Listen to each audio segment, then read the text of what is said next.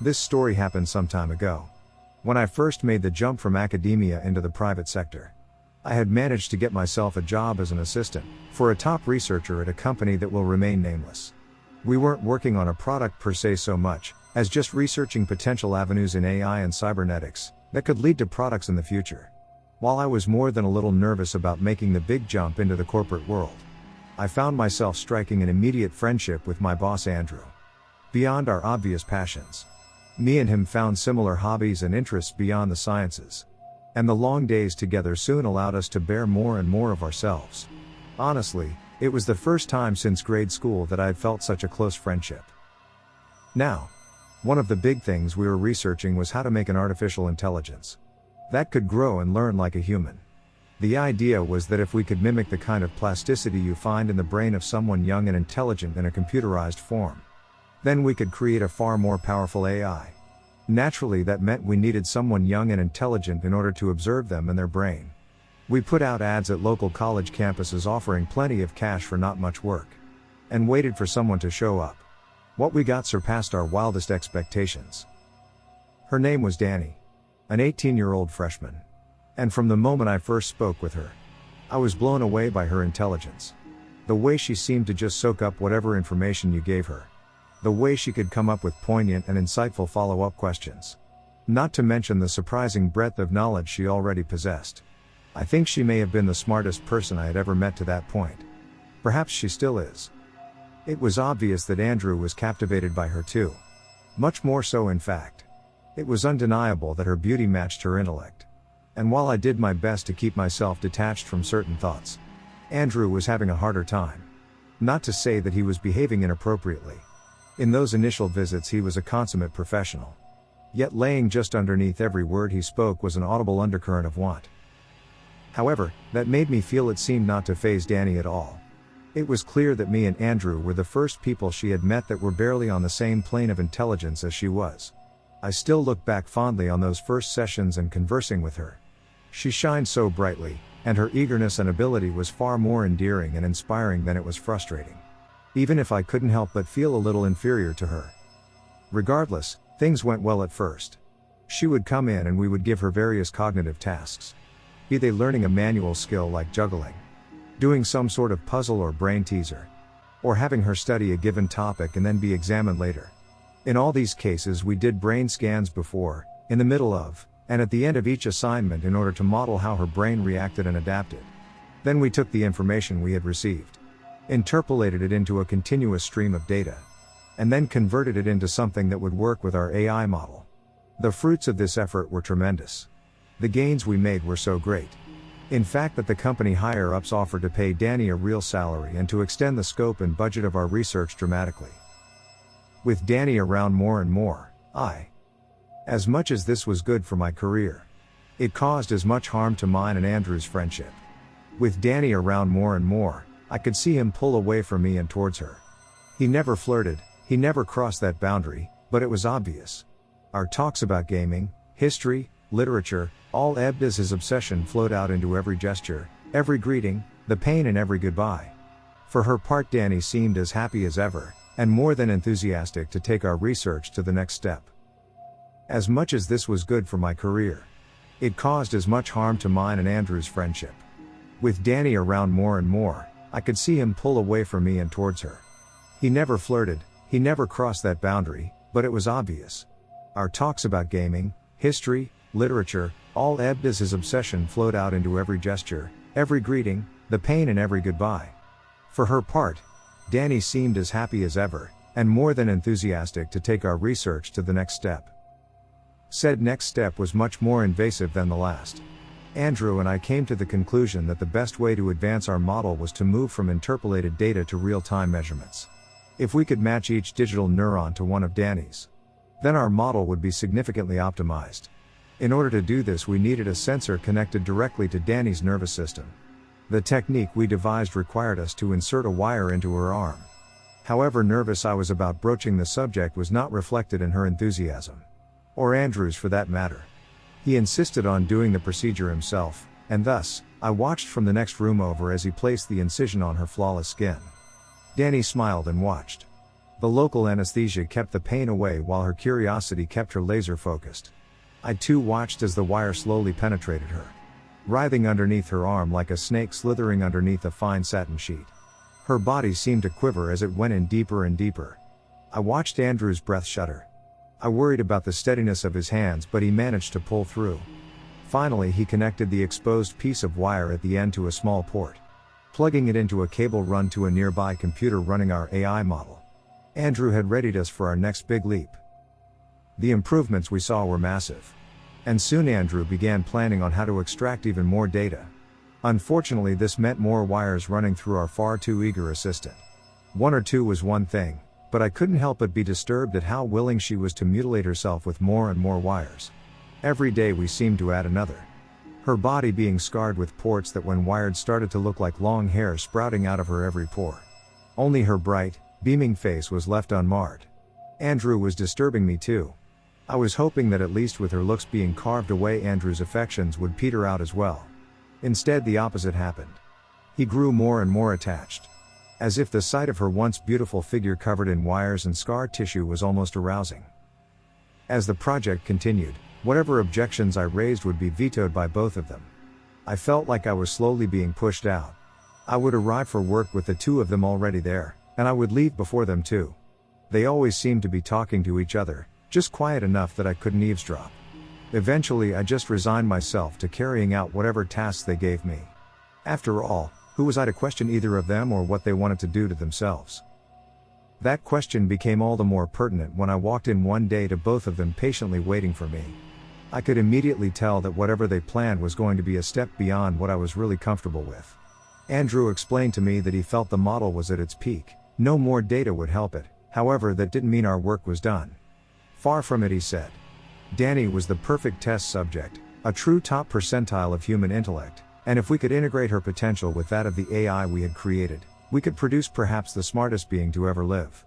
I looked to Danny. The idea was insane to me, who knew what would happen to her in all this, and yet she seemed adamant. I want to be smarter, better. Danny's look burned into my eyes, the best. I didn't have it in me to fight them. Instead, I put myself into autopilot, going through the motions of whatever they asked of me. The two had found a mutual obsession that had absorbed them to the point that they were barely aware of me. At first it was simple enough. We simply used the connections already installed in Danny to feed information from the model into her and vice versa. As anyone who knows anything about coprocessors knows, however, is that connection speed is absolutely paramount. The easiest way to do that involved creating new connectors and shortening the physical distance between Danny and the computer. Thus the months toiled on. We would build better connectors, shorten the wires. Danny's abilities would improve more and more, and so too would Andrew's devotion. Danny celebrated her 19th birthday in the office, with Andrew hacking away at her back so we could install a new ribbon connection. She had become almost addicted to the AI. She would complain that being disconnected felt like reverting to the mind of a child. The few moments Andrew would allow someone else to talk to her felt like talking to something inhuman. Emotion and passion drifted away and cold logic and rationality took its place. Even when she forced herself to speak at my level, it felt like she was struggling. Occasionally a metaphor or reference would slip out that was far beyond my comprehension, like an adult talking to a child who was unfamiliar with little kids. One day, as I got ready for work, Andrew phoned me. He told me that him and Danny had come to an agreement regarding what was next. They were moving forward with or without me. He told me that the company had agreed to offer me a 2-week vacation, fully paid, and that they would be sending someone over shortly with paperwork I would have to sign if I wanted to continue the project. When the call ended, I felt a sense of dread pour over me. Whatever was coming next was going to be extreme, so much so that they had to butter me up to continue with it. As much as I wanted to run away, I found myself signing every form the men gave me. Something in me had to see what was next, had to know what was to be unleashed on us all. What I saw when I returned was more disturbing than I had even imagined. Andrew stood beside a massive computer complex. On each side was a single mainframe computer, think the size of a fridge. In the center was Danny. Or what remained of her. Her whole body, save for her face, was completely encased in a computerized shell. 3 tubes ran into the machine, 1 into the stomach for food, 2 for wastes. Andrew explained that the 2 mainframes were each running thousands of instances of our AI program, all working together like nodes in a cluster. At the center of this cluster was Danny, her incredible brain organizing and sorting through it all. For all the horror of what I saw, I couldn't help but feel a sense of awe as well. Here it was, all the data, all the processing of a computer, with the will, the plasticity, the motivation of a human being. Though perhaps human was not the word anymore. What I saw when I returned was more disturbing than I had even imagined. Andrew stood beside a massive computer complex.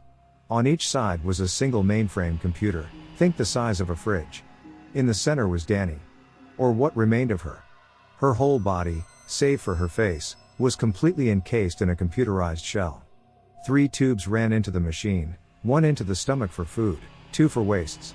Andrew explained that the 2 mainframes were each running thousands of instances of our AI program, all working together like nodes in a cluster. At the center of this cluster was Danny, her incredible brain organizing and sorting through it all. For all the horror of what I saw, I couldn't help but feel a sense of awe as well. Here it was, all the data, all the processing of a computer, with the will, the plasticity, the motivation of a human being. Though perhaps human was not the word anymore. Danny, for her part, had little to say. Her responses, though not rude, were to the point. It was obvious that she no longer needed us as intellectual companions, or even as novelties, such was the gap between us. This didn't mean much to me. I had been sidelined for so long that keeping my head down and doing what I was told was second nature. Andrew, however, took things very hard. Every day he would try. He would bring up some topic, some former source of shared joy, only for Danny to brush him off. With each attempt his voice would grow more and more desperate.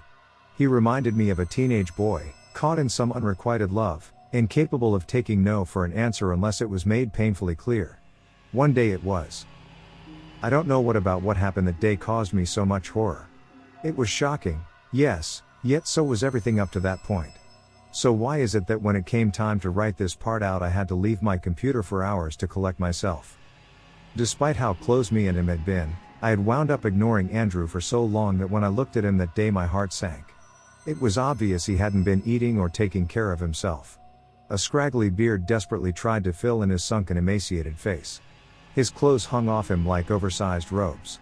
As much as I couldn't rip my gaze from him, it was obvious that he couldn't give a damn about me.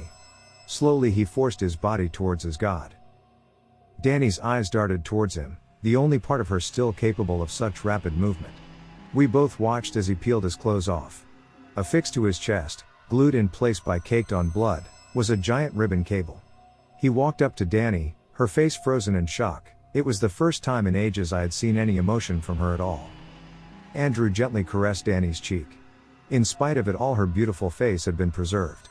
Carefully he inserted the cable into the corresponding port on her body. As fans started to spin up and lights began to flash, Andrew looked up at her, defeated. "Danny," he shuddered, "I know I'm worthless, I know I am nothing. In the face of a being like you I have nothing to live for. The memories of your creation are no longer enough. Please. Use me, add me to your node, let me be connected to you, even if just as a tiny cog in your grand machine. Please. Please." The room was filled with silence. Andrew quietly sobbed, as each moment without an answer crushed him further and further. Finally Danny spoke. "What little ability your brain has isn't worth the effort." There was nothing malicious in her voice, she was just robotically stating her factual conclusion. The sound of fans spinning grew louder. I could see the end of the ribbon cable connected to Andrew soften and melt. She was pumping voltage into his body. The smell of burning bacon started to permeate the room. Andrew didn't even scream. At one point one arm tried to move, perhaps out of instinct, before he went completely limp. My brain struggled to process what I had just witnessed. When I finally regained my grip on reality, I saw that my hand had pressed the emergency shutdown button. An alarm blared. Men in dark suits poured into our office. They took Andrew's corpse away and took me into an interrogation. I broke down in that room. I told them about Andrew's obsession, about what Danny had become. I'm sure they knew most of it, but seeing that their new creation had just killed someone, they eventually agreed with me that the project needed to be shuttered. One of the men came in with a stack of documents for me to sign. I was being let go, yet in return for my silence I would receive a very generous lump sum of money, as well as letters of recommendations and contact info for some of the absolute top minds in my field. Before I left for good, I was escorted back into that office for one last time.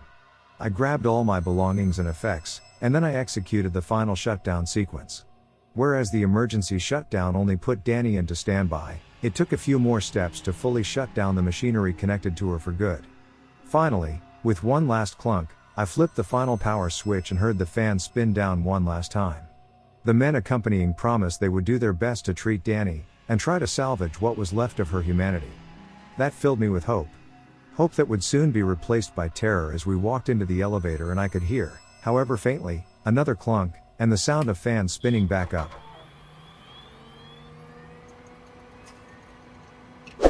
Hey friends, thanks for listening. Please subscribe and click the bell icon to get notification for all future narrations.